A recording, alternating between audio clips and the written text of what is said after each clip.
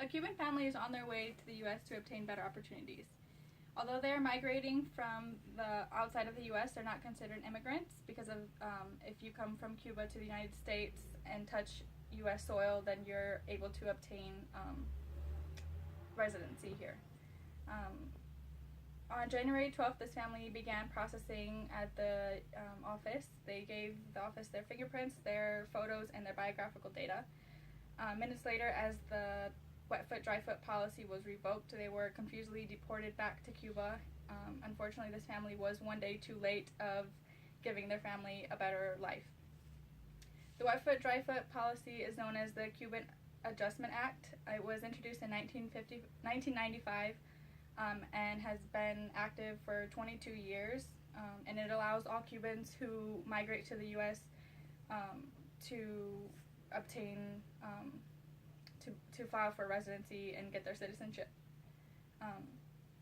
This means that Cubans, once they come to the U.S., they're unable to be deported once they get here, and after they live in the U.S. for approximately 1 year, they are able to file for their citizenship.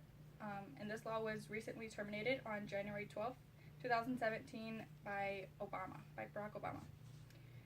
Today I will be discussing to you guys more about the law crackdowns that was recently revoked and that no longer allows Cuban immigrants to come into the United States.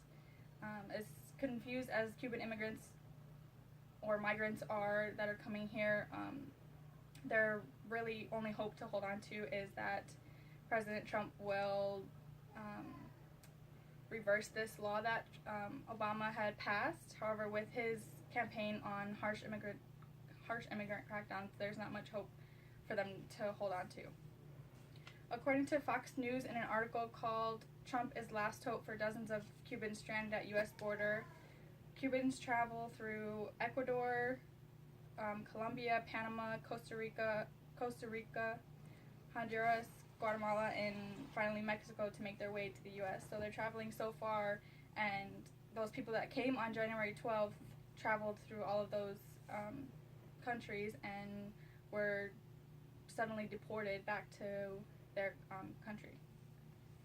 In a Vice News article called "Migrants for Trump," it states both successful prospective immigrants tend to dread the thought of a Trump administration, but Cubans desperate for passage into the U.S. are looking for the new president as their possible redeemer, hoping he will reverse President Obama's sudden revocation of the wet foot, dry foot policy. So, like I said, their only hope is holding on to Trump reversing this law that was recently passed. In a news article by Al Jazeera called "U.S. Policy Change Leaves Cubans Migrants Stranded," it states that people already in the U.S. in the pipeline under both wet foot, dry foot, and the medical program will be able to continue the process towards getting a legal status.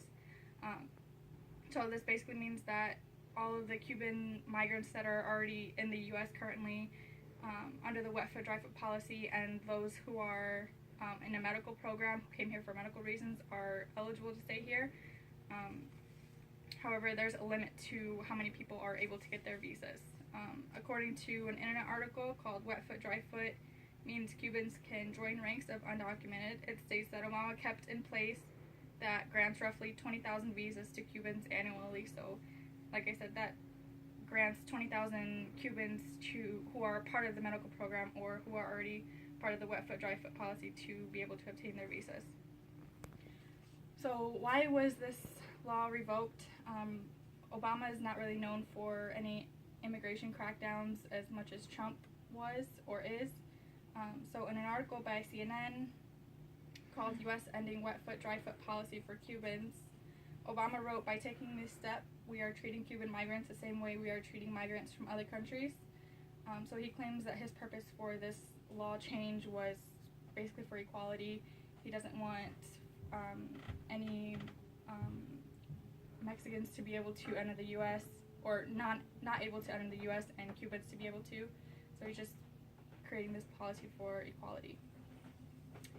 I hope you guys have gained more information about this new law passing. I didn't hear about it until it was brought up by this class, and why it was revoked, why Obama passed this law.